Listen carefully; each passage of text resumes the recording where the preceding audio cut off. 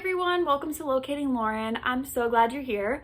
Today I'm going to be talking about my September academic favorites. So these are going to be all the products that I've used in the first month of my PhD, the things I've really been leaning towards using a lot, maybe that I didn't even know that I needed.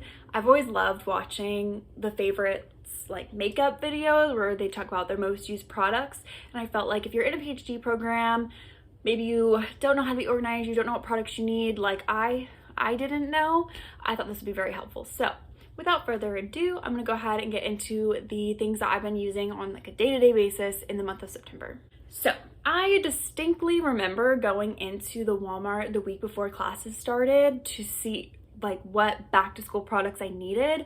And I thought to myself, I don't even know what to buy right now. I'm typically an old-fashioned note taker, if you will. I personally write it down with a pen, paper.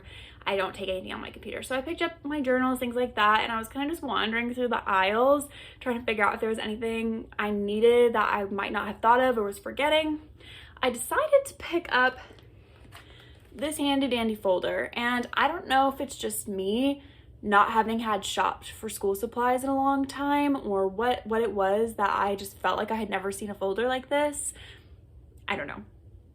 I picked it up and I use this even more than I thought I would. So it's color coordinated. It came with all these tabs in it already, and it's spiral notebook, so it's kind of very easy to like open and close, which I really appreciate that. All my notebooks are spiral as well that I use for class, so I'm a spiral notebook kind of person. And so it's divided by color sections. I don't have labels in the tabs, but I know what they all mean for my own like mental color coordination system, right? And it's pretty thin, so it fits in your backpack, tote bag, whatever it is you're using for class pretty easily. It's pretty small. It's good for space saving. And just for me, this was really helpful to organize my papers. At first, I thought I was going to use it for my coursework. I was going to, put like to-do things I'd finished, organize it that way in this folder. But I ended up, again, I buy spiral notebooks. I buy like 3 subject notebooks, and they typically have little folders in between each section.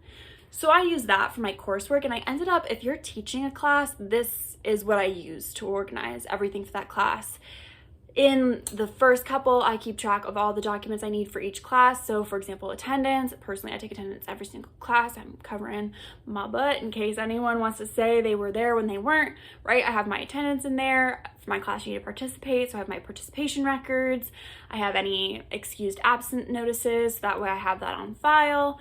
I've got papers that I need graded in one section, ones that I have graded in another, things I need to pass out in another, etc., etc. So I find that very helpful for sorting papers for my class. I can be a bit scatterbrained, so that's been very useful for me. I use that a lot, and I would totally recommend grabbing a product like that. I know there are accordion folders that are used, but to me, those are just so bulky, and I don't want to carry that around. I already carry so much on a daily basis. So that would be one recommendation that I would recommend. I found that at Walmart, but I'm sure you can find that just about anywhere.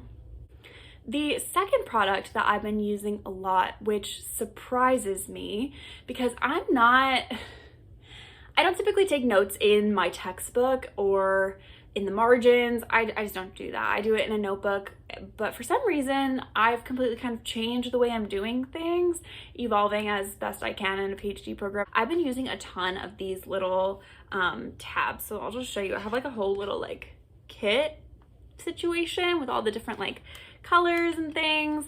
I love on Pinterest the people who are so organized and have like beautiful like aesthetic photos with the little stickies and tabs. I've always like looking at that and found it really like study inspiration, but never personally used that in my own toolkit, if you will, myself until this past month. I've been marking up the pages in the textbook that I teach in specifically. I like to use different colors to coordinate which class is the class that I'm teaching.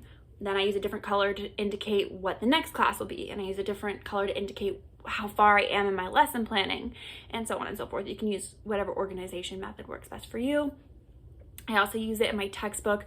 I use for my classes. So if there's like a chart that I think I'm gonna need, I mark it with one color. I mark where I am in my reading with another.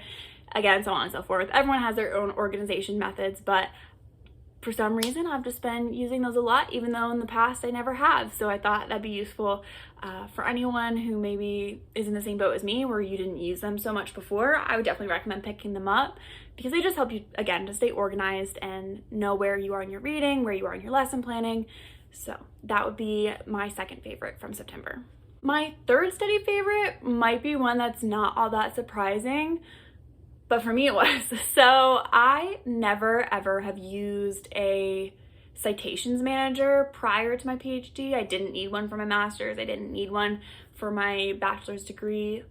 Please don't ask me how I organized my citations during those years, because quite frankly, I don't know. And at this point, I'm scared to go back and look at the note pages and things like that, because Zotero is the program I've been using and it makes life so easy, so easy. I love it, especially if you're going to be working toward your dissertation and you're already looking at sources. For example, for me, a lot of my coursework, I have to write proposals or synthesize articles, that sort of thing. I personally already know my research interest and what I want to be looking at for my dissertation.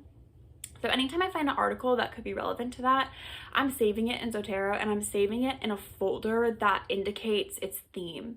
So I have a couple different intersections for my area of interest. So I have a folder for each one, and I save the articles there each time. And it's so easy. It's such a nice little plugin.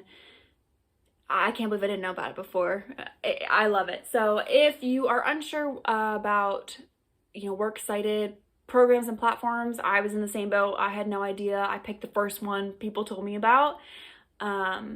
So that could work for you if you're hearing this and you're thinking, okay, let me check it out. Zotero is a great one in my opinion. I haven't used any others at this point in time, so I can't compare, but that one's great. And I will say it seems to be the most easily accessible from my understanding, or at least in my university, they have a lot of trainings on Zotero. I haven't been to any of them myself, so that kind of tells you it's an easy program to pick up and understand how to use.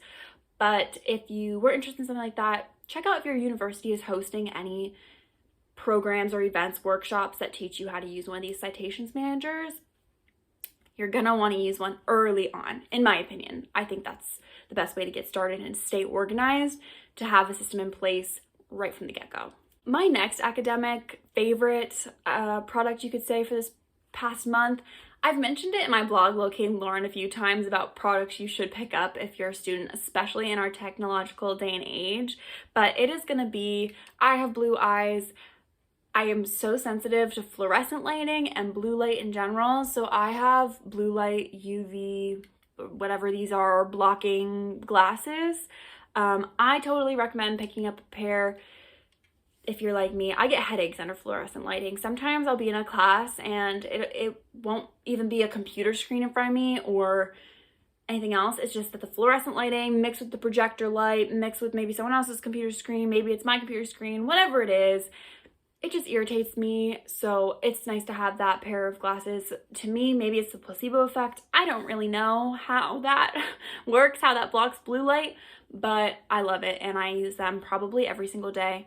And not only in the classroom, but also my own studying time where I'm probably in the dark with my computer screen just like lighting up the room. So definitely get yourself a pair of blue light blocking glasses. I love them.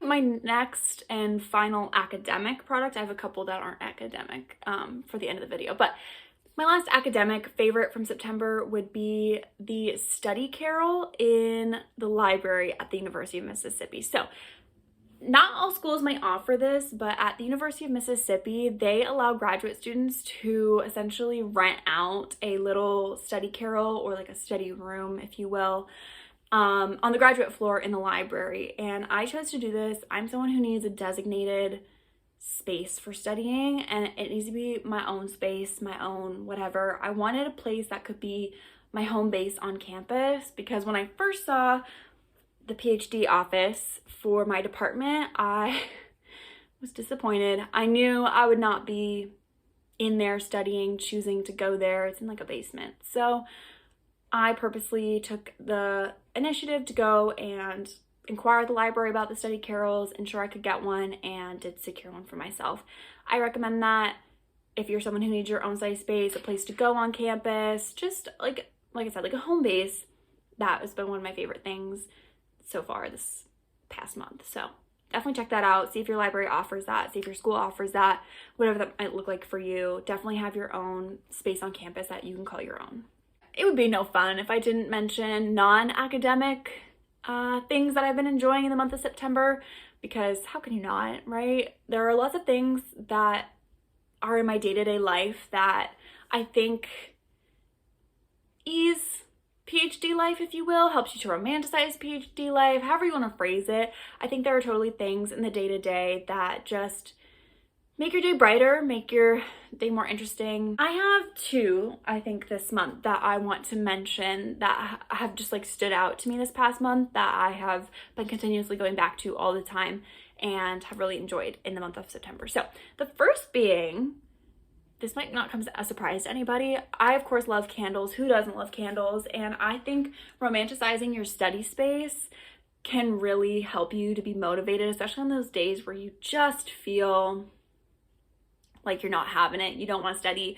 It can be nice to light a candle, kind of set a mood, set a tone, and you find it so much more enjoyable. So my fall favorite candle, or I guess my September favorite candle, is the Leaves candle from Bath and Body Works. I typically lean toward more masculine scented candles, which we'll come back to that in a minute. But this Leaves candle is like a almost apple crisp smelling candle. I have really, really enjoyed it. I light it every time I'm studying. If you follow me on Instagram, you've seen it. Like, it's on my story all the time. So definitely been enjoying that. Go to Bath & Body Works. I think they were having a sale like last week or something. Go pick yourself up a candle and just romanticize your studying life. I think that's a great way to motivate yourself. My other non-academic September favorite is gonna have to be, and I don't know if this is a perfume or cologne, but again, we're going back to scents.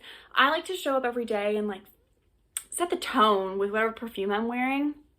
I actually got complimented by somebody in my program. They asked me what perfume I was wearing one day. It wasn't this one, but I like to feel that mood, whatever scent I'm wearing that day. I think it sets a tone, and for me, I love this one by Dolce & Gabbana. I have like the little sample size and I'm running out of it because I used it so much in September. I need to figure out what it is because I looked up on Sephora to see what it was called and I couldn't even find it.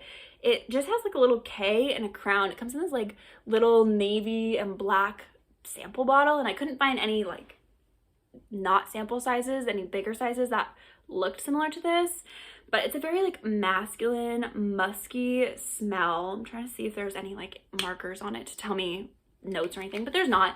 Couldn't find it anywhere. So maybe this is not helpful, but regardless, it is a great scent. And I think I'm mentioning this just to say, you know, pick out a perfume, a cologne, whatever it might be that makes you feel professional, gets you in that like headspace that really helps you to focus, to study, to romanticize the student and professional person that you want to be.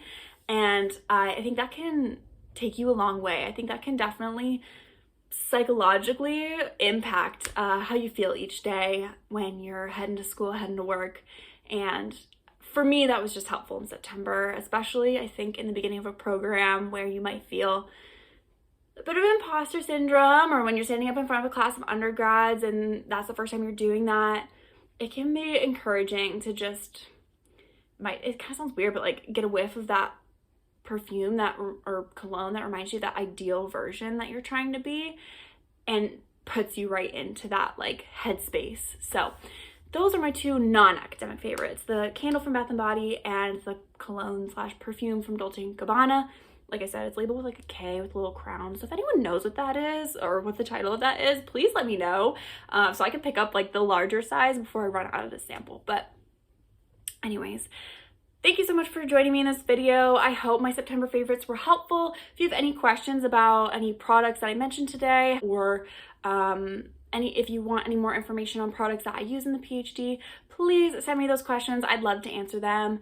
Check out my blog as well, Locating Lauren. There's more information about products I recommend, whether it is you're moving into a new apartment or you're starting a new program. I have product recommendations over there as well. Again, I appreciate you watching this video and coming along with me, and I will see you in the next one.